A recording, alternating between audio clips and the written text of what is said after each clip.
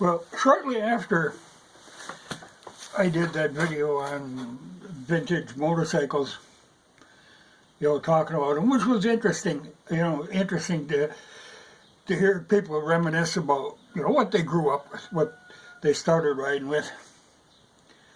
But after that, I started getting ads through Google for a motorcycle I had never heard about before, which was interesting. It doesn't surprise me I hadn't heard about it, because I really don't keep up with stuff like, the new stuff coming out. Pay very little attention to it. Eventually it filters down to me, but I'm not really, I don't read motorcycle magazines, stuff like that. Because my interest is really in the older stuff. But the advertisement was from a company called Janus in Goshen, Indiana, making,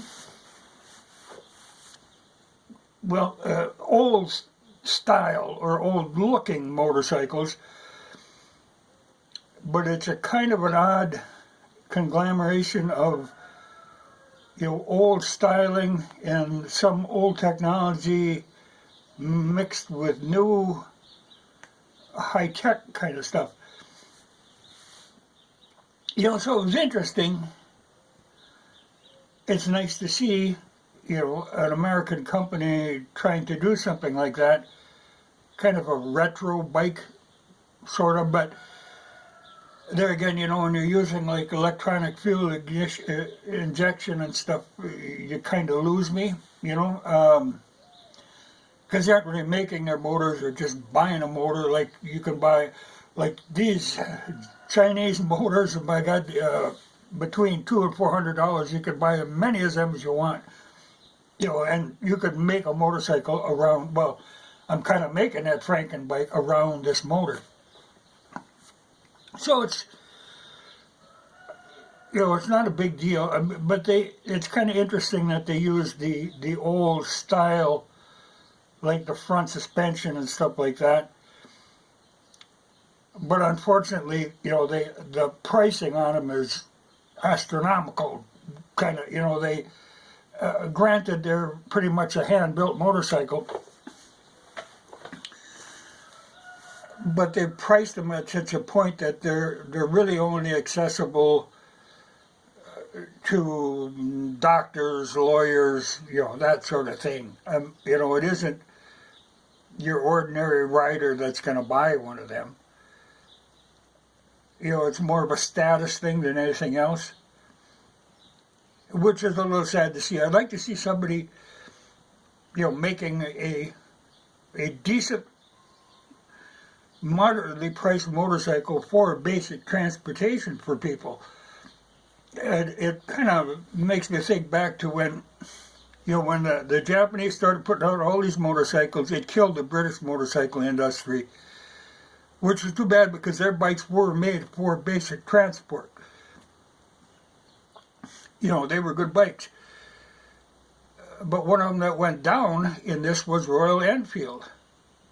But at the same time, there was factories in India making the Royal Enfields, making their 500 single cylinder that they'd been doing for a long time, and it were very popular because they were a good practical transport bike. So when the British Enfield went down, the India Enfield just said, well, we still have a market, we're going to keep making them. And they kept making them, and to this day they're still making them. And they're a very nice motorcycle. I've looked at them and I thought, that's the right direction there, to make a basic bike. They have somewhat changed over the years now that they've been making them. They went, again, I think they've got like electronic fuel injection and stuff now, but the first ones were the same basic motorcycle they'd been making like from the 50s, good, solid, regular bikes. Not perhaps to the standard of what the Japanese bikes were, but up to the standard of the old English bikes, and for most people that's good enough. You have to know how to work on them and be willing to work on them, and that's a kind of a big part of it. But to have a good medium-sized motorcycle that you could afford, just a basic thing, and they had a lot of options available for them. But like I said, they've changed a little, and I think they're actually coming out with, or came out with, like I say, I don't really keep up on this stuff, but they were working on a 650 twin. So that's probably out now. But I know, when I looked at those Royal Enfields when they first came into this country, and I was thinking, that really is a nice bike, and that really is a nice way to go. They were a beautiful machine, So I like to see that, and I would like to see more of that done. Back when I was working at a Harley shop, I kept saying, what the world needs, what this country needs, is a good basic single-cylinder 500, and you could easily have done it at the time, but Harley was trying to go in a different direction. When they finally did make a 500 single cylinder, they were using the Rotax motor, and it was only made for the military. And they're kind of hard to find too. They're a rare bike, but they did make them. But Harley started out as a single cylinder motorcycle. And I really thought they should have went back to their roots more. Later they did come out again. There was another instance where they came out with a single cylinder. But that was done through Buell, which was one of the people who used to work at Harley, and he kind of went off his own, and he made this Buell single cylinder 500, which was sort of a Harley, but the marketing, the design was not, there again, it was too much of the high-tech stuff. And the marketing, they ended up trying to sell it as a chick bike, which was a mistake. They kind of got it right when they went with that 883, because they were going back to the, like the old Sportster 900s were a nice bike, really light, small, agile, they were really a great bike. But I always thought they could have went with a 500 single cylinder in that same 883 frame, and they'd have made a very nice little bike. But no, they, like with a regular Sportster, they kept making them bigger and bigger and bigger, and they lost their, their base, which was the old Sportster. Because if they ever rode one of the old 900 Sportsters, they were a fun bike. But then they tried to turn them into this big cruiser. They went the wrong way, but that's, companies do that a lot of times. But, like I say, I like the Enfield. I really like what they were doing.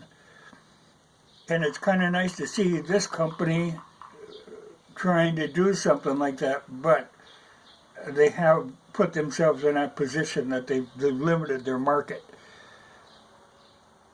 I swear it's possible to do that, to make a bike at a price that people can afford, but nobody really wants to do that. And what they're doing, with these, like I said, they're kind of one-off, hand-built,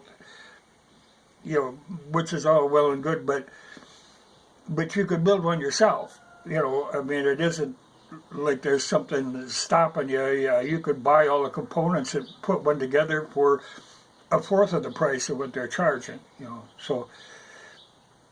But you should look at those. It's interesting. It's an interesting concept. But like I say, they're marketing. They're kind of angling for the wrong. Like when you read and people say, "Oh, this bike gets me so much attention." Well, are you looking for attention, or are you looking for a nice motorcycle? And unfortunately, what they're marketing to is the people that are seeking attention. It's funny though when you say that. I even the other day I was in town with my 500, and this happens really frequently with that because it is an older bike, and people can't figure out what it is, and then people stop me and want to talk about that motorcycle. Now, to me, it isn't that unusual because it's what I've had for many, many years, so to me it's just a motorcycle. But for people who are used to the new bikes, this is really quite a throwback, and they're really amazed to even see one,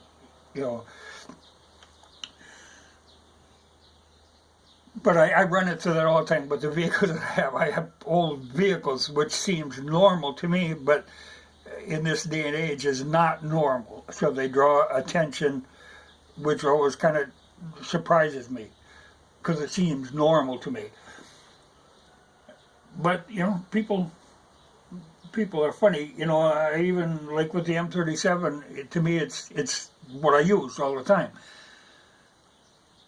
And it draws attention more than I would expect, or it always surprises me a little. But it's funny because you see people who will buy some big, fancy, brand new pickup that really impresses no one. I mean, if you're trying to impress somebody, that isn't impressing anybody. It's actually a little off-putting. But if you see somebody driving some old beater, that's interesting. That's more impressive. That's something you really want to look at.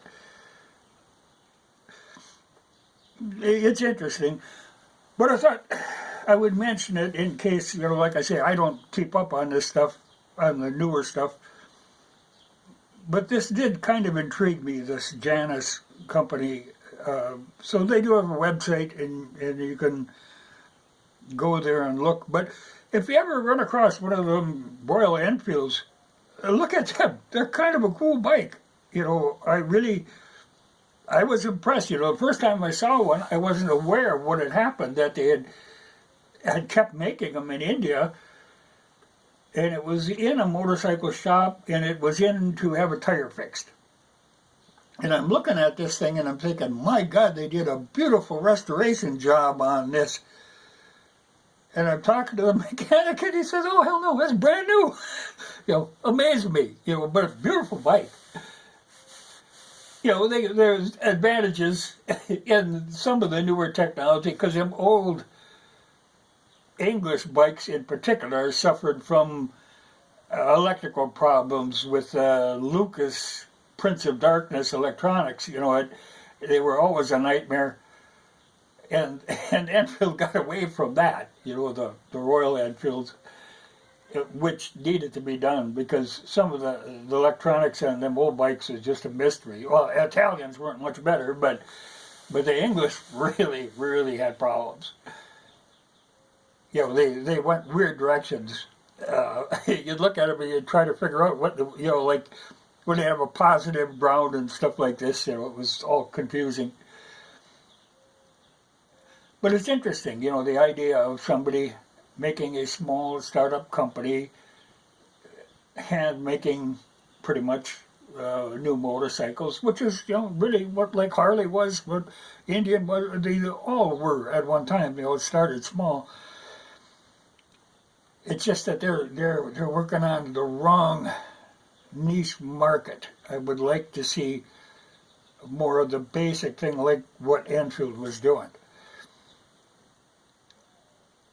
But at least I know if I see one, I will know what it is. I won't make that mistake I did with that Royal Enfield, thinking, ooh, that's a nice restoration.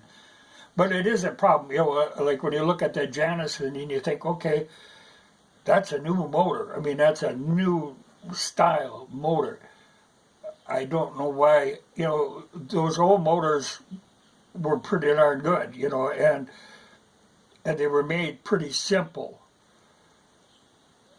It wouldn't be that hard to replicate making those type of motors. Like when you get something like this where it's all unitized, they can pound them out cheap, but they don't really impress me except that they're cheap. you know, where you've got the tranny and the engine all built in one, but you know, the old, when the engine was separate and the castings for the motor, I mean, it was all pretty simple stuff that I would think you could do again. But interesting, you know, like I say, it was interesting to see. I would like to see one of them in real life, but you would have to go to someplace where there are people with a lot of money. You know, you're not going to see somebody commuting on one of them. You know, I'm sure if you go to some big bike rally, some lawyer or stockbroker is going to turn up with one of them, you know, as an attention grabber. And, you know, like I said, I'd like to see one. But look at the website. Take a look and see what they're doing. You know, the concept is good. The product marketing maybe is a little off. But it's nice to see somebody doing something like that. I just thought I'd bring it up. It just sparked my interest after seeing that advertising.